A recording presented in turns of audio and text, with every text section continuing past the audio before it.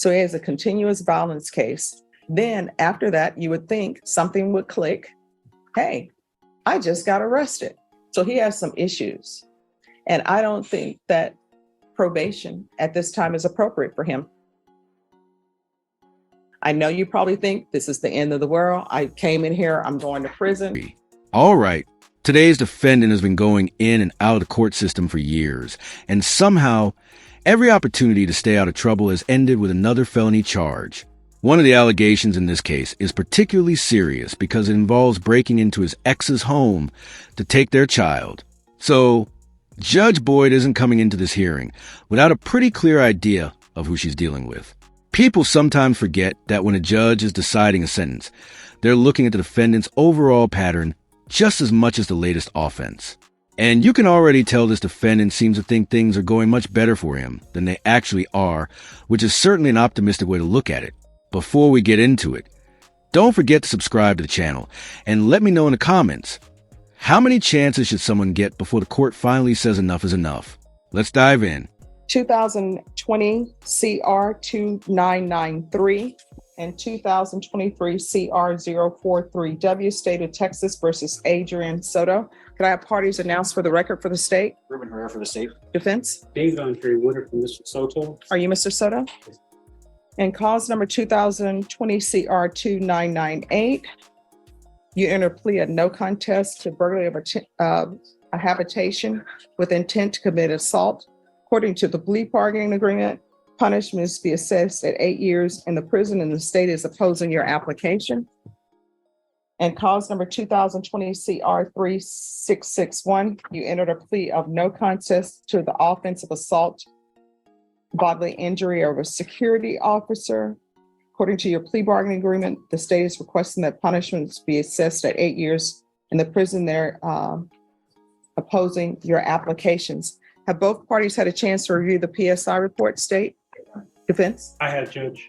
Any objections to the PSI report, state? No objection. Defense? No, Your Honor. All right, any witnesses, state? None from the state. Defense? No, Your Honor, aside from the letters that are provided to the All right, and for the record, the court has reviewed the letters that have been presented. The court will hear arguments, state? Your Honor, based on the defendant's criminal history, he did pick up these felony cases as well as multiple misdemeanors that are also pending involving the same family. The defendant's conduct is escalating and continues to terrorize the family, including the complainants on this case, as well as her brother, her children, and her mother. And the burglary for habitation, a burglary to a habitation case, defendants alleged to have entered the house through an open window or through an unlocked window and grabbed the child from where he was sleeping at 3 o'clock in the morning. He's shown a disregard for the safety and welfare of the complainant as well as the children in the household. And it's the state's fear that if the defendant were granted probation, he would continue to contact the family, continue to violate any no contact orders that would be entered. I would believe that the only way to ensure the safety and the welfare of the complainants are to sentence the defendant to the prison. Defense? Judge, I've reviewed the PSI and also talked to Mr. Soto this morning regarding the impact statement that's provided in the PSI, and I've asked him, since this incident, have he had any contact with the complainants? And since the incident, he stayed away from them. He does have 2 children with the young lady. He hasn't seen the children because of this incident, but he has not gone around them or their household. So I think he's shown that he can stay away from them. I don't think he needs prison to stay away from them. Since he's been on bond, since these cases have been pending, he stayed away from that family.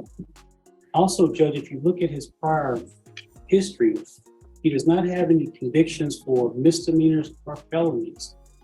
He's 25, he is working. He has support. He has family members here in court with him this morning. He has the letters that were provided to him. I think when we pled on the case, Judge, the court asked him if he was experiencing any substance abuse issues at the time of the offense. He was truthful with the court. He said, yes, Judge, I was under the influence. I also asked him this morning if the court did testing, how would he come up? And he explained to me he would come up negative. He has not been using any type of substances since he's been on on bond since these cases have been pending. He's working as a painter. He's not on child support for the children, but he is willing to place himself on child support so he can start contributing to their well-being. Also, Judge, the TAP evaluation, I noticed that it is recommending inpatient treatment.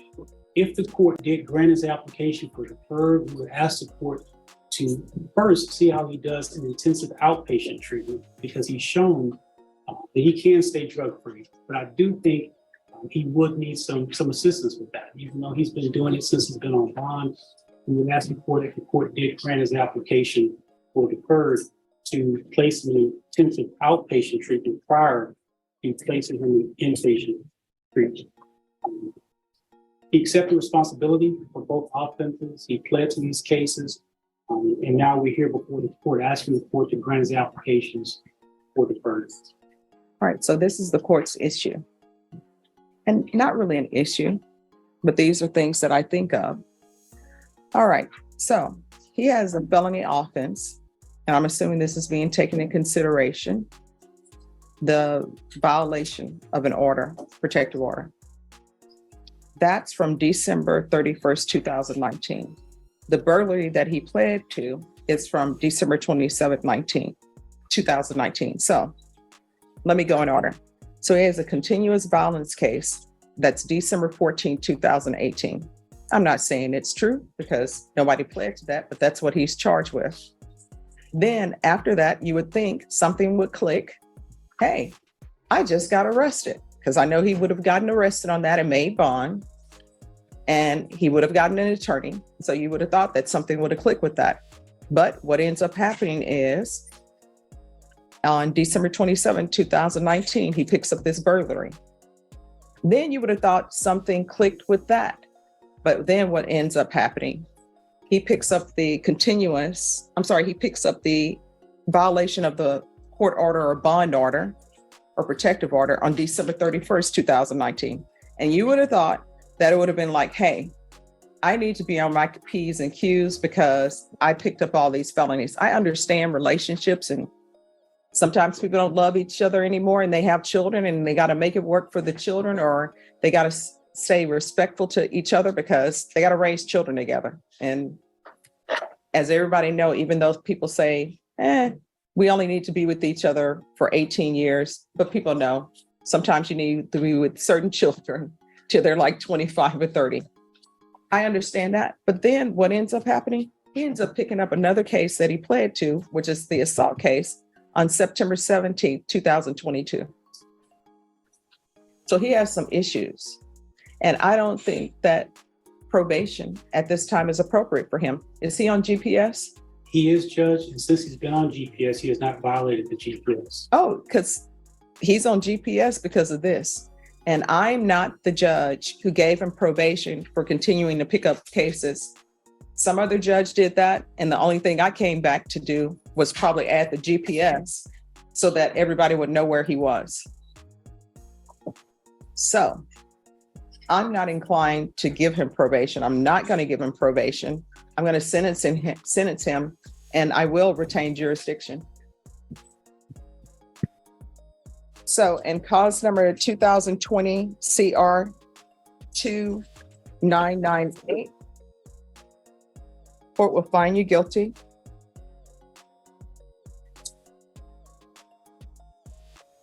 Court will sentence you to 5 years prison. Give you credit for any time served. All right, we can go off the record. I'll retain jurisdiction. Both cases, Judge? Yes. Sometimes, it is about rehab. Well, it's always about rehabilitation, but it's also about protecting the community, and it's also about punishment. Sometimes people think the justice system isn't about punishment, but really, all these cases, there's an air of punishment involved, but hopefully rehabilitation. I know you probably think this is the end of the world. I came in here, I'm going to prison, but you're young. You still have a chance to get your life together. Please don't go to prison and get a bunch of tattoos because you're clean shaven now. Please let it stay that way, okay? All right, thank you. You could tell the sentence hit a lot harder than he expected. It's interesting how confident some defendants seem to be right up until the moment the judge starts reading the sentence. A courtroom isn't exactly the place to bet on getting one more chance, especially when you've already been given several. At some point, your record starts speaking louder than anything your attorney can say. 5 years is a long time to reflect on decisions that probably seem like no big deal in the moment. Hopefully, he uses that time to make some serious changes while he still has plenty of life ahead of him. Do you think this was a wake-up call he needed, or is this just another stop before he finds himself back in court? Let me know in the comments below. Thanks so much for watching. Don't forget to like and subscribe, and I'll catch you in the next one.